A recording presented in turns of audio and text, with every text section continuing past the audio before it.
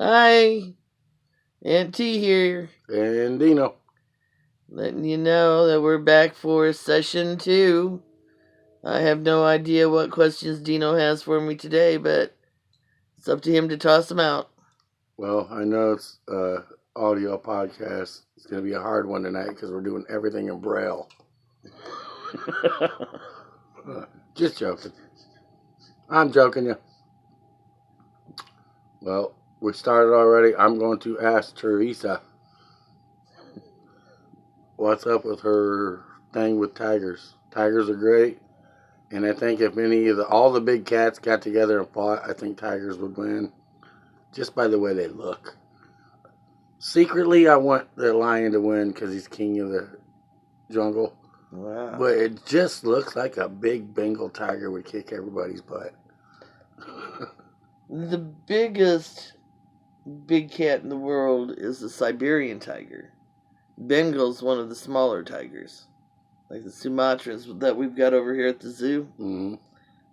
They're one of the smaller species of tigers. They're so thick. Yeah, and they aren't as small, the smallest species of tiger, and yet they are huge. Yes. And I go, first time I ever saw a photograph of a tiger, I went, wow, it's beautiful. And then a few years later, they had this TV show on that was supposedly set over in India. When it was really set in Hollywood, out in the hills and stuff. Yeah. And they do that. Oh, I'm joking. Long before they started going on Safaris? taking their sets elsewhere to film on location. On location, yeah. It was all Hollywood, either in the hills around Hollywood or in one of the studios out there. In the studio, actually, yeah. And this show, of course, it appealed to my preteen, burgeoning curiosity about boys, and they had a couple of really nice-looking boys on there, and I'm not naming who they are, but if anybody wants to look it up, it was a show about an orphan in India and a white boy that hung with him, a European boy, and then the elephant they journeyed with. And, the Indian boy was helping the European boy to survive while traveling on this elephant. I can't even remember now, but that was what the kind of Jungle Booky with the white guy. Kind of, sort of, but it was the kid. They were teenagers. Do I remember young teenagers? This? I don't know. Do you remember a show like that? Sounds familiar. Maybe in your youngest days. Well, I'm a rerunner. I mean, I'm slightly the younger age than everyone else, but I still remember all the cool old stuff in reruns. Yeah. It wasn't first time around stuff for me, but... Well, there was Daktari about Africa, where they had the lions and the other African animals over there, the chimp. But there was also this one. I can't even remember the name now.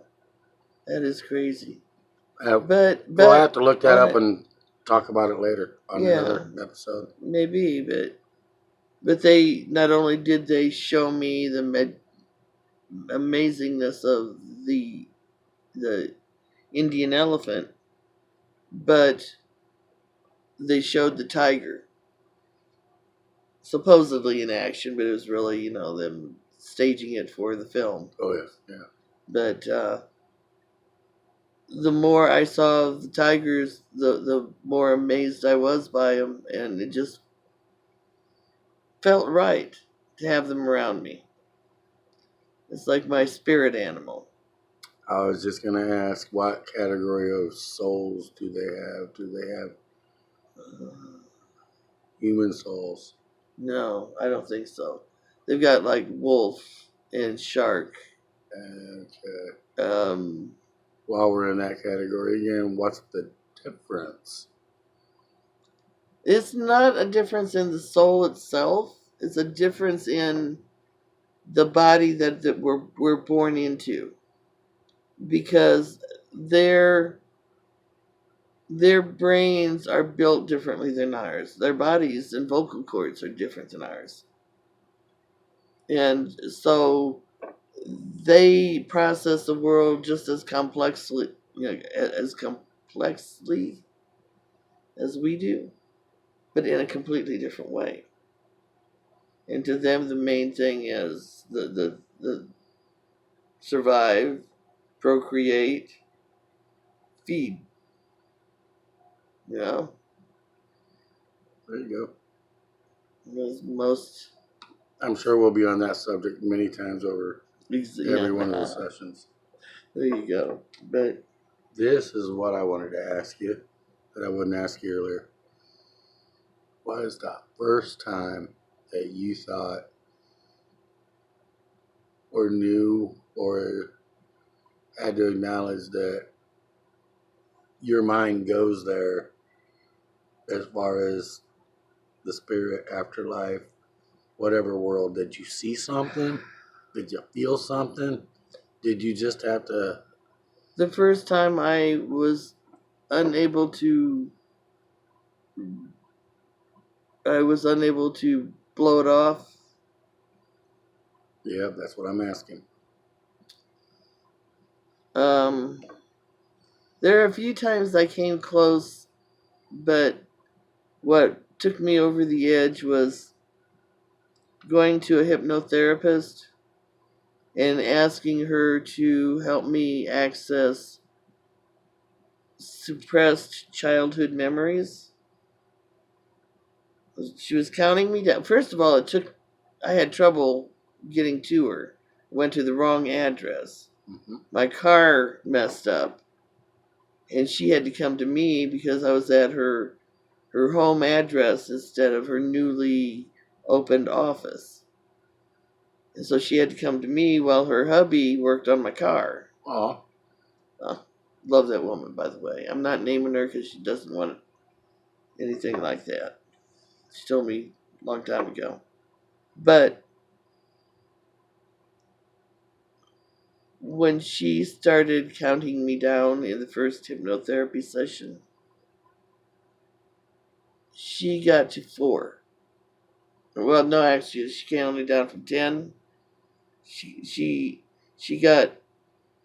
didn't even get to say 5, counting me down, before there was a growl, snarling growl, coming out of my throat. okay. And I was sitting inside my head, off to the side, going, that's not me. I know that's not me. Push myself forward enough to go, be careful. And she goes, oh no, don't worry about it. I know what to do. And for 2 hours, this woman battled with the spirits that were overlapping me. And by the end of it, I, for the first time in my memory, had a silent mind. Wow. Yeah. I thought, okay, this stuff's real. I'd better start learning it. Wow. Yes, I learned it. I'm still learning it. That's a good story. There are so many people that know so much more than I do, but I know different things. So you've obviously probably filled up your head again Oh, yeah. and had to. Do I, you empty it out too? what I have learned to do is Sort it? sort it, is what I do. I learned to recognize what voices are who and where they're coming from. And I can deal with that. It's like This is my map for the voices in the brain. Basics of them, for one thing, are at the base of the skull, where the spine joins the brain. That is where we hear our mitochondria. And on either side of that are other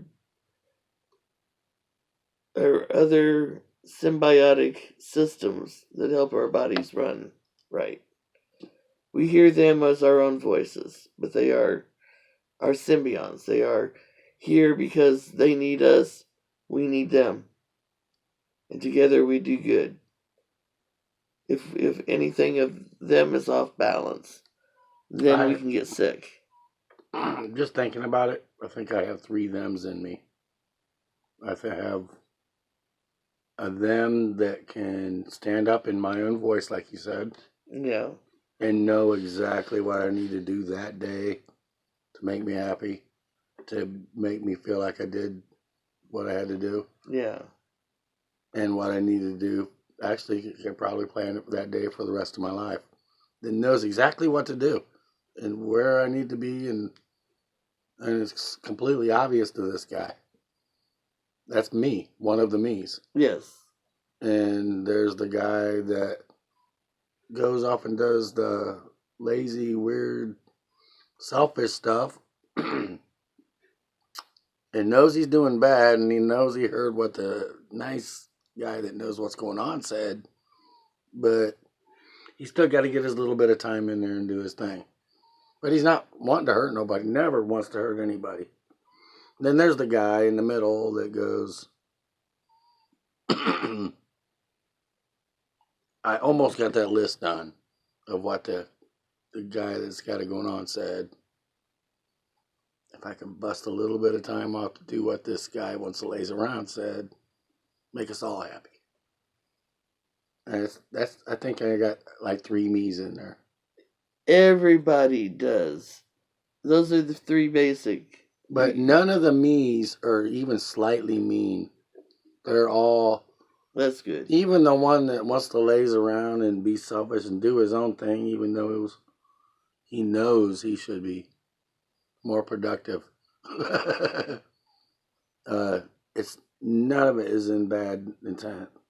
I'm really, really, really lazy. Just being honest. We all have flaws. I think we need a flaw, at least one flaw, in order to stay anchored here in the material. I must have 45 anchors because I'm a flawed mofo. Oh, me too. I am nowhere near anywhere close to even putting up the binoculars and seeing perfect. And if I did, I would run from it because I think it's a dirty word. Yeah. It leaves no room for growth. Perfect. Yeah. There's not much perfect. I mean, perfect is looking at my baby boy's eye when he twinkles. That's perfect. And when I see my woman with half her clothes on, and I know she's coming to cuddle me. Aww. Probably half the time, not because she wants to, just because she knows I want to.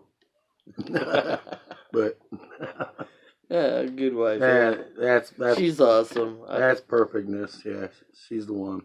She's a good woman. I love her. Yeah, I mean, not because of her. I mean, she's just a good person. She is. Really is. I miss her already. Oh, well, you go home to her. Yes, ma'am. I sure will. I'm sure she's waiting on me, but hey, we're podding. Yes, we are. Okay. So who's the first person you did or thought that you helped with this?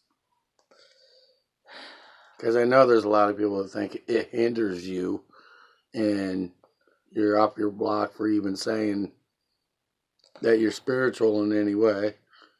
But golly, Therese, you've helped me in so many ways, I know. You have the story. That's the first person, really? That house that we went to? Oh, I remember exactly. Yeah, tell the But, story. oh, me to From tell the your story? perspective. Oh, Wow. yeah. I don't really remember.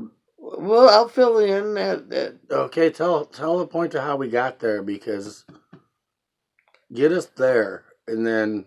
Well, you knew these people, Mm-hmm.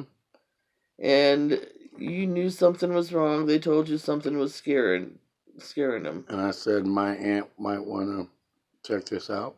Yeah. And so you called me, and I said, sure, let's go. Okay. And so we ended up at her house. After all my friends needing help and them agreeing to at least Teresa coming over and checking it out.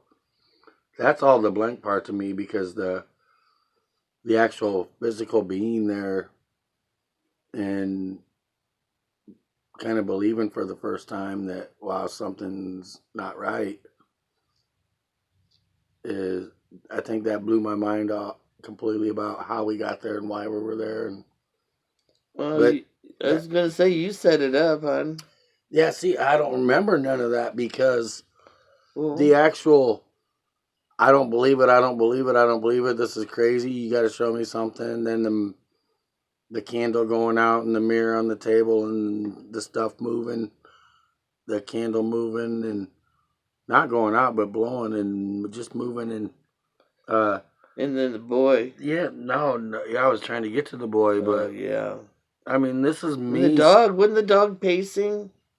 Well, I don't even remember I remember the dog, but I don't remember the dog being weird. The crazy part was the kid. Yeah. But But remember when we first started, I was talking to her about everybody needs to be protected. oh So it yeah, does, I remember you going through your and even putting a what you cross on the say. dog. Yeah, putting a cross on everybody. Yeah. And the little dude kept wiping his cross off. And I'm like, well, it's weird that the little one that's acting weird is wiping his cross off and the other kids don't give a crap. Yeah. And I'm just saying, all the way through that, I didn't think nothing of it. It kind of all snapped together for me at the end, where everyone thought that the little dude was being a little too hyper. And I did too, like he got too much sugar or something. Or like he was just that bratty kid that won't listen to nobody. Yeah, because he wasn't eating anything. But yeah, the whole time I was there, And I he was didn't right notice it. there. And it started building up to where he was that way and that way and that way, to where everyone had to just notice the kid was loopy. Yeah, I should have noticed a lot sooner. And then we noticed his cross was not wiped off like completely. And we were trying to put another one on him, and he was really loopy and wild and not even saying stuff, but just doing the pull away. I felt it. It's not like I seen it.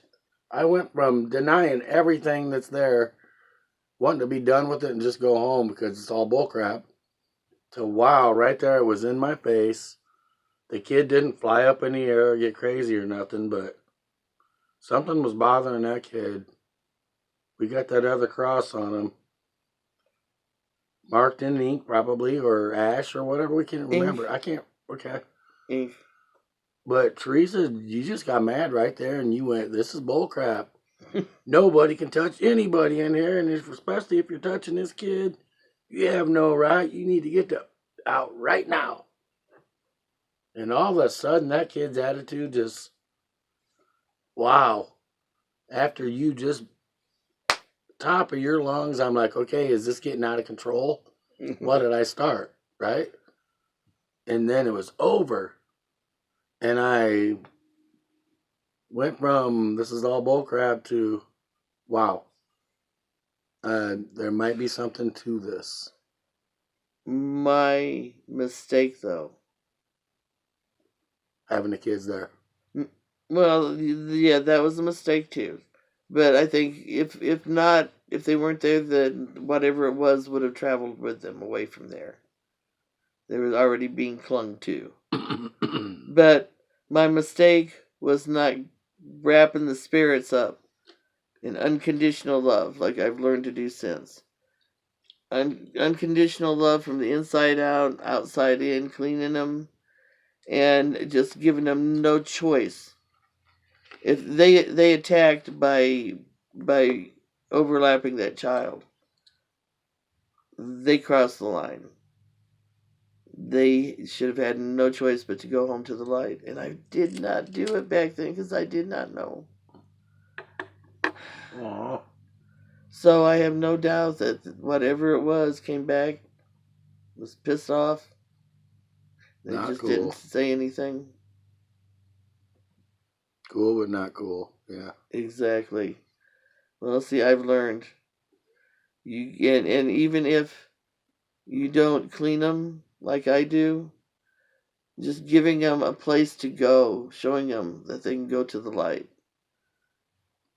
but they can't stay. That's calming just hearing that. It's like I said, I've learned a lot since that first time. Wow. One of my favorite accounts was this woman I knew on one of the chat rooms I used to go to. And she came in one day complaining that her husband was really ticked off because of the spirits in their new house. And that some of them seemed a little on the scary side. I said, well, do you want me to clean them? Would you please?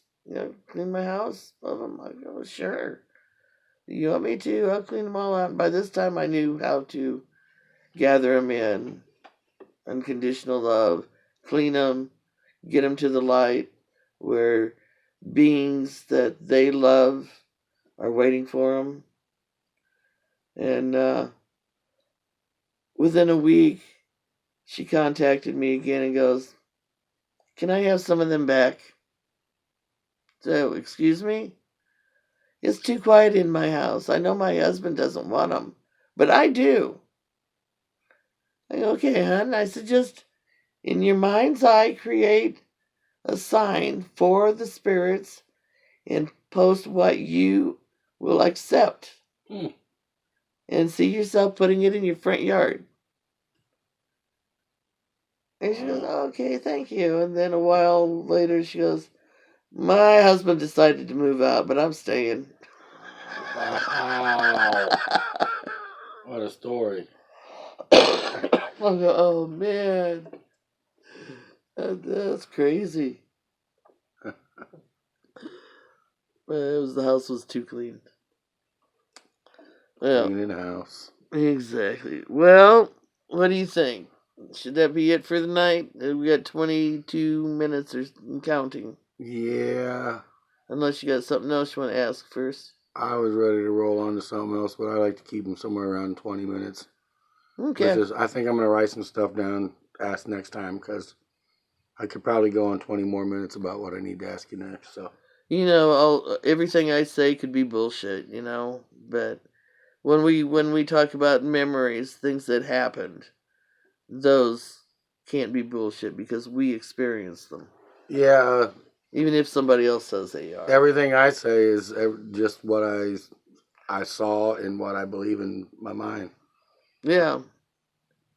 If anybody knows me, they know I'm a Bigfoot freak and I've never seen one before, but that doesn't keep me from believing. Yeah. We all make choices in life. Just like some people choose to walk around with a cloud of darkness weighing them down, afraid of the light. Yeah, I can't do it. Me neither. Me neither. But I'm happy just to be here. Amen. Thanks for listening, and anyone that's listening to us. Yeah, sending love out. And if we don't talk to you before, which I think we probably will, have an awesome holiday season. Whichever one that you practice, have no problem with any of them. Make sure you look for the session 3 because we got some really cool things to talk about. Awesome. Love ya. Love. Bye.